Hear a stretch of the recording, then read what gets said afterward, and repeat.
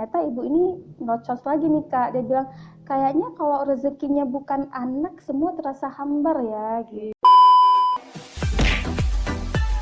Assalamualaikum warahmatullahi wabarakatuh. Ketemu lagi dengan Mina ya di Inong Talk. Kita masih berbicara tentang seputar perempuan ya, atau kisah-kisah inspiratif tentang isu-isu perempuan pastinya. Kita bicara apa ya kali ini? Tentu ini by request dari teman-teman perempuan lain, katanya Kak Mina tolong dong nge-podcast tentang kehidupan rumah tangga di 5 tahun pertama. Oke, kali ini kita langsung saja ya dengan tamu kita di Inong Talk, ada Rizka Putri. Ya. Putri, Kak. Oh, Putri. Astagfirullahaladzim, udah dibilang berkali-kali masih aja salah ya. Rizka Fitri, panggilannya Rizka ya? Rizka. Atau Fitri? Rizka aja. Rizka aja biar terkenal ya. Oke, Rizka, ini kan rame nih yang ngomongin soal pernikahan, usia pernikahan di 5 tahun pertama. Apa sih yang kerap sekali yang terjadi di tahun pertama? Pertama itu masih proses adaptasi satu sama lain. Jadi memang di tahun pertama itu kita harus betul-betul legowo gitu Kak, menerima pasangan kita dengan baik. Karena kita dengan pasangan pasti datang dari latar belakang yang berbeda. Ya, cara didikan dari keluarga pun berbeda. Jadi keluarga saya atau keluarga suami saya pasti cara mendidiknya berbeda gitu. Jadi proses untuk menerima satu sama lain itu di tahun pertama. Makanya kenapa banyak yang mengatakan bahwa tahun pertama itu banyak istilahnya cekcok gitu kan. Jadi ya karena itu tadi gitu. BTW, Rizka tuh nikahnya usia berapa sih? Usia 22 tahun. Wah, 22 tahun masih muda ya guys. Iya, masih sangat muda. Ya, sesuai dengan standar BKKBN. Artinya sudah memenuhi standar ya, 21 Iya. 22 tahun. Ini masih muda. Nah, itu resikonya seperti apa sih nih? Kamu udah nggak takut nih? Nah, itu kenapa Kak kita penting sekali untuk mengenal karakter pasangan kita sebelum kita menikah gitu. Kenapa saya berani menikah di umur yang masih relatif sangat muda ketika itu baru selesai S1? Karena saya tahu pasangan saya ini orang yang dewasa gitu. Kita beliau juga orangnya sangat bisa memahami saya dan bisa menerima saya apa adanya. Istilahnya sebelum menikah nih kita sudah saling kenal satu sama lain. Walaupun nggak kenal. Jadi kamu tuh waktu maksudnya itu ngajak nikah atau diajak nikah gitu sama suami? Diajak menikah. Karena kalau ingat nih ceritanya lucu gitu. Jadi kayak maksudnya saya kenal sama beliau tuh karena kita satu organisasi tapi belum pernah bertemu sama sekali nih Kak satu sama lain. Jadi beliau cari tahu tentang saya itu melalui sahabat-sahabat terdekat saya gitu. Jadi beliau tanya tentang keluarga saya gitu. Artinya pengenalan Iya, ya. jadi pengenalannya itu langsung lewat sahabat dan juga keluarga gitu. Maksudnya kita harus tahu nih keluarga dia gimana sih gitu. Oke, kembali ke 1 tahun pernikahan ini. Ini yang sering cekcok nih siapa nih? Yang sering cekcok itu masalah apa gitu? Masalah gadget kah? Atau masalah orang ketiga kah gitu? Atau masalah hal-hal yang kecil mungkin kerap sekali terjadi? Kalau Rizka sendiri ngalamin hal-hal yang apa yang sering kali buat masalah? Masalah-masalah kecil sebenarnya Kak.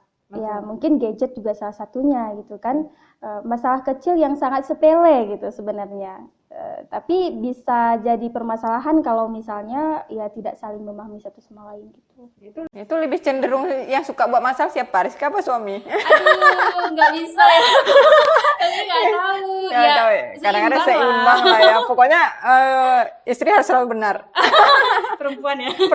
Perempuan harus selalu benar. Jadi kalau misalnya sering cekcok gitu kan, gimana sih cara meredam gitu? Ada nggak maksudnya meredam amarah itu yang lebih gimana ya? Bisa nggak marah tuh sampai kalau Rizka sendiri 3 sampai seminggu nggak ya? Nggak bisa sih kalau 3 sampai seminggu 3 hari Itu kan nggak wajar ya? nggak wajar. Dalam agama kita sendiri kan nggak boleh ya marah lebih dari 3 hari, bahkan satu malam aja kita kalau tidak atas ridho suami kan nggak ini ya, nggak bagus. Jadi emang kalau marah paling sebentar gitu Kak, dan diselesaikan ya baik lagi gitu. Oke, Rizka pernah ngalamin maksudnya kayak merasa nyesel nggak sih aku nikah muda mungkin dengan banyak beragam karakter yang berbeda gitu, harusnya penyesuaian, ada nggak rasa nyesel gitu? Sama sekali enggak. Enggak ya? Enggak. Enak ya? Enak ya? Enggak. nikah muda ya? Iya, karena kan masa muda itu kan masa yang kita sebenarnya mencari jati diri kita ya Kak. Jadi dengan menikah justru, tapi dengan catatan harus dengan pasangan yang tepat ya. Dengan menikah justru pasangan kita itu membantu kita gitu untuk mendewasakan diri gitu. Jadi memang nggak ada salahnya nikah muda, tapi teman-teman harus tahu dulu nih karakter pasangannya. Itu yang paling penting Iya. ya, mencari karakter, bukan mencari yang sebaya mungkin atau yang lebih dewasa. Artinya yang karakternya paling Iya, utama ya. iya. Jadi harus karakternya itu yang menurut teman-teman itu kita bisa masuk gitu. Istilahnya tidak bertolak belakang dengan karakter kita, ataupun misalnya tidak sama karakternya tapi bisa Saling memahami. memahami gitu. Jadi Gitu. penting sekali sih.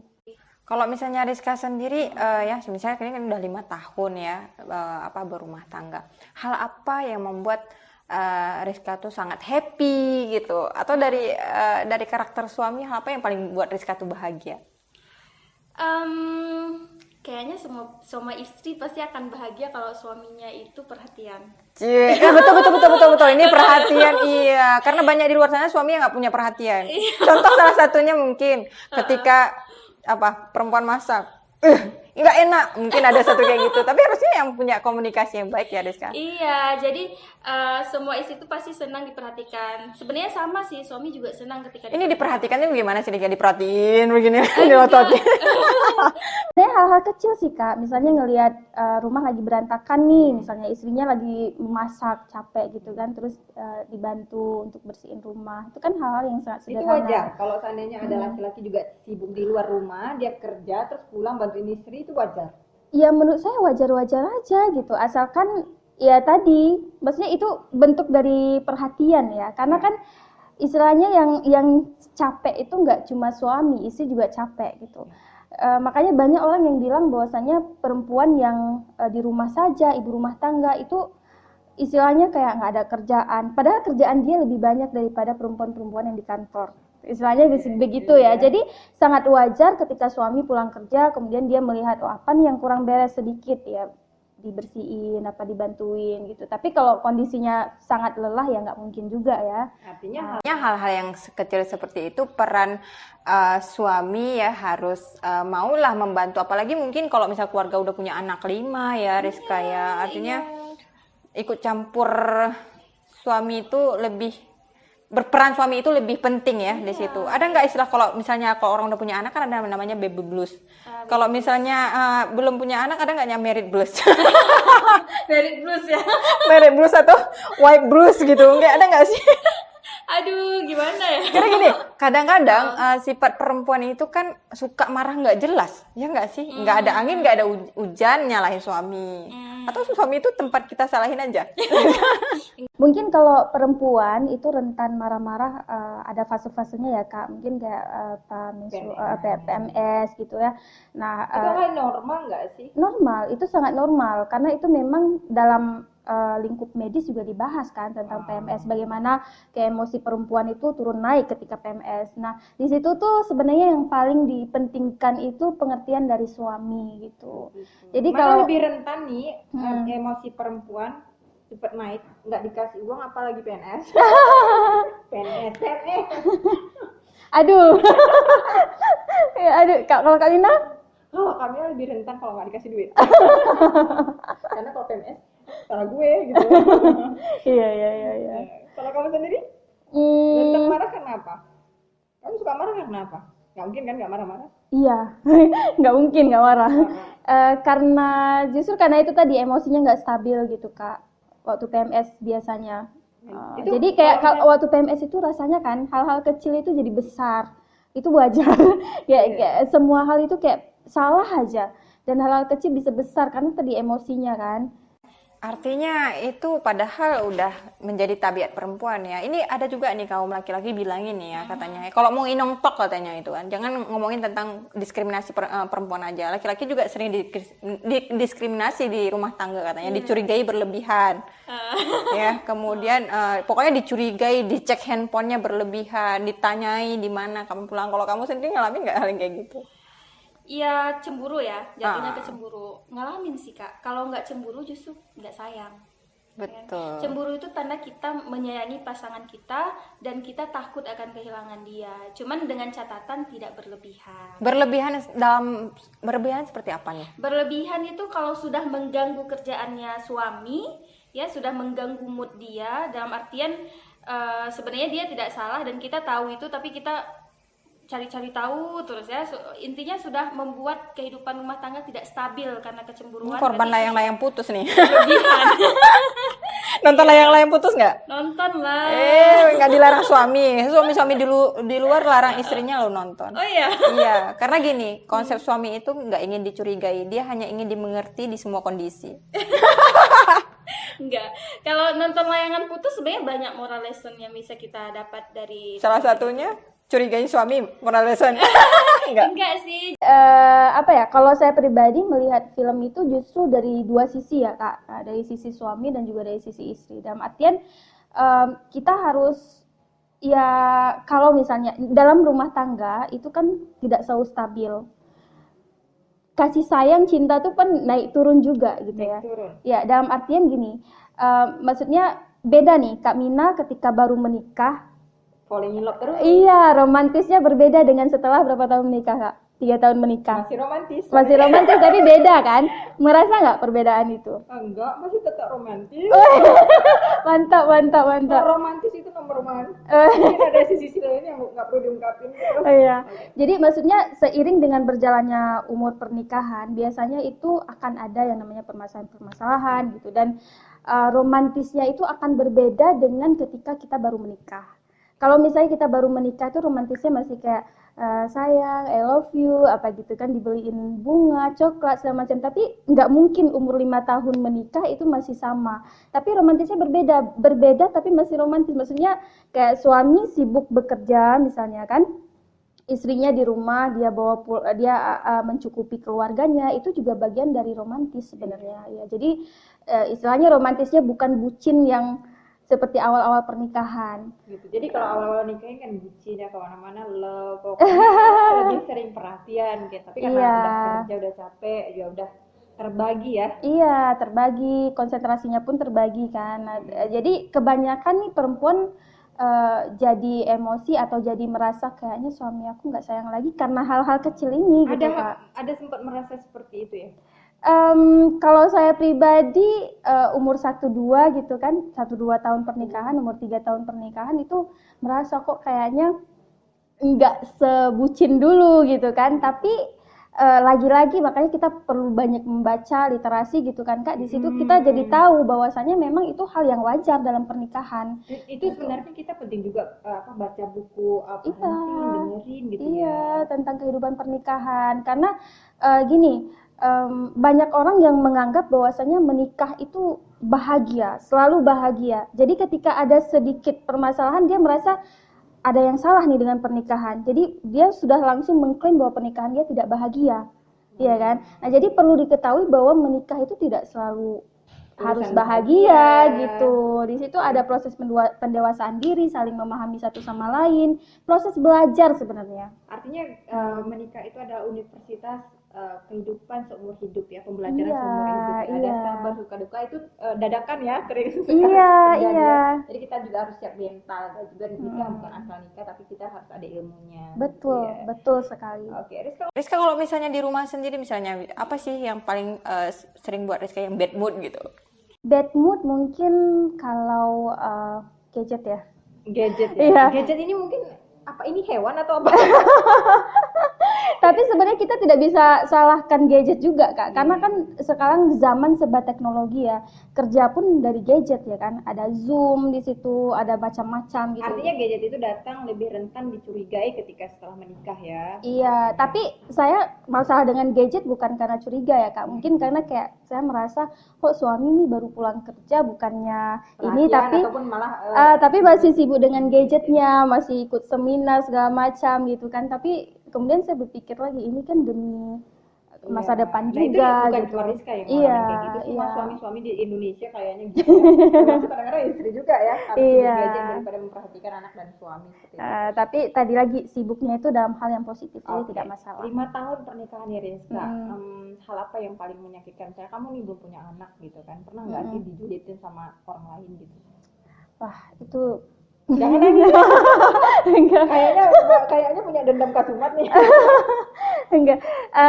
Ya belum diberikan keturunan itu tentunya apa ya, cobaan yang besar dalam sebuah pernikahan ya Kak. Itu kadang cobaan itu bukan hanya dari kita nih, misalnya kayak Rizka sama Kak Mina sama-sama belum diberikan keturunan dan kita sama suami fine-fine aja nggak? Iya. Iya, Kita biasa yang fine-fine aja. ya. Iya, kita menikmati, enjoy, tapi dengan tetap berusaha dan berdoa. Justru hal-hal negatif itu datang dari orang luar gitu. Itu Bahkan wujudnya bukan dari seperti lingkup apa? keluarga ya. Wujudnya seperti apa, Rizka?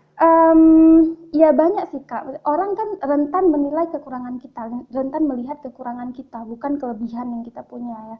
Jadi kalau saya pribadi nih, saya sangat sakit hati kalau ada orang yang nyinggung tentang kami belum punya anak ke orang tua saya. Tuh, karena orang tua itu adalah orang yang paling saya jaga hatinya gitu. Gitu. Sayang banget ya sama orang tua. Sayang banget lah Kak. Kayak semua yang saya lakukan Bukan tuh demi orang tua. Oke, luar biasa. Ini doa-doa Iya. ibu. Nah, ini ungkapan seperti apa sih yang memang disampaikan gitu sampai kamu sakit hati gitu? Iya, pernah ada yang mengatakan gini, jadi biasa ya ketika ibu-ibu sedang duduk gitu, bahas-bahas, dan yang dibahas itu ya tentang kami belum punya keturunan gitu kan. Kebetulan saya tidak ada di situ pada saat itu, jadi ya ini anak-anak ini belum punya keturunan apa segala macam, udah lama ya, udah 5 tahun segala macam. Terus ibu saya nih mencoba untuk ya membela kami juga gitu, karena kan beliau bilang bahwa keturunan itu kan sesuatu yang memang rezeki gitu, rezeki dari Allah. Rezeki itu kadang tidak selalu datang dari anak juga kan, ada rezeki lain. Mungkin orang ini masih diberikan rezeki dari sisi lain dulu. Alhamdulillah dua-dua udah lulus PNS gitu kan. Jadi ternyata ibu ini nocos lagi nih Kak. Dia bilang kayaknya kalau rezekinya bukan anak semua terasa hambar ya gitu. Aku juga dengar sakit nih. Iya, jadi orang tua saya mencoba lagi gitu kan, rezeki dari keturunan itu kan yang sesuatu yang kita tidak bisa prediksi ya Kak. Iya. Jadi memang apalagi sering nih juga dibilangin, apa gunanya banyak harta kekayaan tapi nggak punya anak, itu paling sering juga ya. Iya, sekarang coba kita tanya, boleh nggak coba Mbak kasih saya anak, bisa nggak Mbaknya kasih kita anak? Nggak bisa Dia kan? kayak punya anaknya itu juga karena Allah. Iya. Artinya kan Iya. dikasih pada momen yang tepat. Siapa sih yang nggak pengen punya keturunan, ya kan? Iya, betul. Jadi memang itu sih Kak yang sangat menyakiti hati saya, karena dia ngomong seperti itu ke orang tua saya gitu. Kalau ke kamu nggak apa-apa. Nggak ya? apa-apa, saya nggak masalah, saya udah kebal gitu dengan hal-hal yang seperti itu. Saya dan suami sudah sangat kebal. Cuman kalau sudah ranahnya orang tua, orang yang kita jaga hatinya, orang yang kita pengen selalu yang kita beritakan kepada mereka tuh hal-hal yang positif gitu. Tapi ada hal negatif yang datang dari orang lain, tentu sangat menyakitkan gitu. Itu artinya. Kalau misalnya kamu reunian mungkin pernah sama teman SMA ataupun sama teman kuliah, itu pernah nggak sih dipertanyakan, kamu kok belum punya anak sih, atau udah kerja apa, atau gitu, kepo? Enggak, alhamdulillah enggak. Jadi alhamdulillah circle saya nih orangnya semua positive thinking, positive vibes lah istilahnya. Jadi enggak ada kita ngomongin yang hal-hal yang berkenaan dengan anak, jodoh segala macam, karena kan sangat sensitif sebenarnya hal Iya. seperti itu. Jadi gimana nih kalau misalnya menurut kamu, pantas nggak sih orang mempertanyakan kapan kamu punya anak, pantas nggak sih? Atau itu hak setiap orang nih, Rizka, untuk mempertanyakan? Menurut pada orang saya tidak pantas. Memang dia berhak untuk menanyakan, tapi hak dia itu dibatasi dengan perasaan orang lain gitu. Artinya nggak semua orang bisa menerima ya. Iya, jadi sebelum kita bertanya sesuatu, tanyakan dulu dalam diri kita. Lagi ngapain ditanyain, kan belum emang betul-betul kita lihat gempes ya perutnya. Iya, maksudnya sebelum nanya ini tanya dulu, ini kalau saya tanya ini dia gimana gitu. Maksudnya sebelum mengungkapkan sesuatu, coba pikirkan dulu perasaan orang lain. Itu penting sekali sih Kak. Tuh, jangan asal basa-basi, asal nyerocos tapi tidak memperhatikan perasaan orang lain. Sama gini, jangan membicarakan anak sama orang yang belum punya anak. Jangan bicarakan jodoh sama orang yang belum ketemu jodohnya. Jangan bicara soal kekayaan sama orang yang belum punya Pekerjaan kekayaan itu gitu ya. Enggak. Jadi semua ada tempatnya gitu. Oke, baik. Baik, ini kita ngomongin soal 5 tahun pertama. Jadi perempuan itu harus katanya, kamu pernah nggak sih patah hati? Patah hati dalam Hal apa nih kak? Apa nih kak? Hal apa nih Rizka? Pernah nggak patah hati? Seumur hidup kan mungkin pernah lah patah hati ya. Patah hati, saya lebih patah hati kalau sesuatu yang saya inginkan belum terwujud. Oh gitu. Lebih ke hal yang seperti itu, tapi patah hatinya dalam hal yang positif gitu. Jadi ketika ada yang ingin saya raih tapi belum Allah kasih, kecewa gitu pada saat itu, tapi kemudian bangkit lagi untuk berusaha gitu. Tapi kalau patah hati soal cowok, soal cinta gitu, Berarti Bang Yanis the first love. enggak sih. Enggak, first love Iya, first love. Maksudnya ya sebelumnya ada juga yang deketin Klarifikasi ya Bang Yanis, klarifikasi. first love tetap dong. Maksudnya sebelumnya ada juga yang deketin. Cuman kan yang betul-betul kita cinta ya suami kita lah. Iya dong. Makanya kalau misalnya cinta sebelum menikah itu palsu. Iya. Kalau sudah menikah baru benar-benar cinta ya. Iya. Pernah nggak sih ada sih maksudnya beberapa orang juga ngalamin. Dia bilang gini, kok aku nggak ngerasain lagi rasa cinta ya sama suami aku. Gitu dia bilang. Itu gimana sih Rizka? Kenapa? Iya, itu karena itu tadi Kak, seiring berjalannya umur pernikahan itu kan pasti ada permasalahan-permasalahan. Nah, kadang permasalahan-permasalahan itu baik itu besar maupun kecil, kalau tidak diselesaikan dengan baik itu akan membekas di hati, kemudian ya bisa memudarkan rasa cinta tadi gitu. Cuman balik lagi, coba dipikirkan kenapa bisa seperti itu. Kalau ada permasalahan coba selesaikan dulu gitu. Dan selalu tanamkan dalam diri kita bahwa menikah itu ibadah. Masya Allah. Nikah ibadah ya? Nikah ibadah. Jadi Iya. bukan karena chemistry. Iya, jadi tidak gini ya, ketika suami kita kayak enggak sweet kayak dulu bukan berarti dia enggak sayang. Iya, rasa sayangnya itu berbeda. Kalau dulu mungkin ya cuma kita yang ditanggung misalnya contohnya ya, tapi sekarang ada anak-anaknya, jadi rasa sayang dia itu dengan bekerja lebih keras lagi untuk keluarganya. Nah, jadi jangan sampai hilang rasa cuma gara-gara itu. Sepele, karena kehilangan rasa itu kan hampa ya. Kalau udah hampa rumah tangga ya ke KUA aja.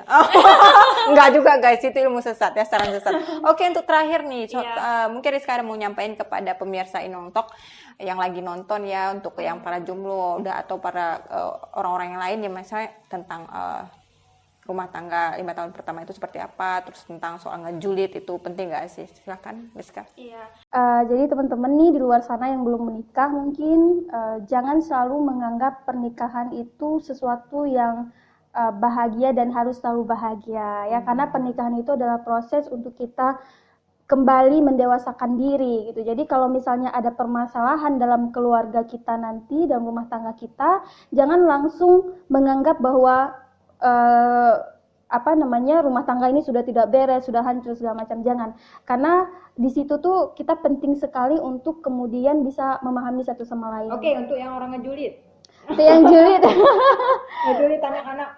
Ya tadi ya, seperti tadi ya, sebelum kita berbicara sama orang, sebelum basa-basi sama orang, coba dipikirkan lagi kata-katanya sudah sesuai atau belum. Kalau misalnya saya mengucapkan ini, mengatakan ini, dia akan sakit hati atau enggak gitu. Jadi penting sekali untuk memahami perasaan orang lain. Kan kalau kita pengen dipahami, kita harus memahami orang lain. Oke, jadi Stop ya Inongtok untuk ngomongin tentang tanya kapan punya anak, kapan nikah ya, meskipun yang bertanya juga sering bertanya.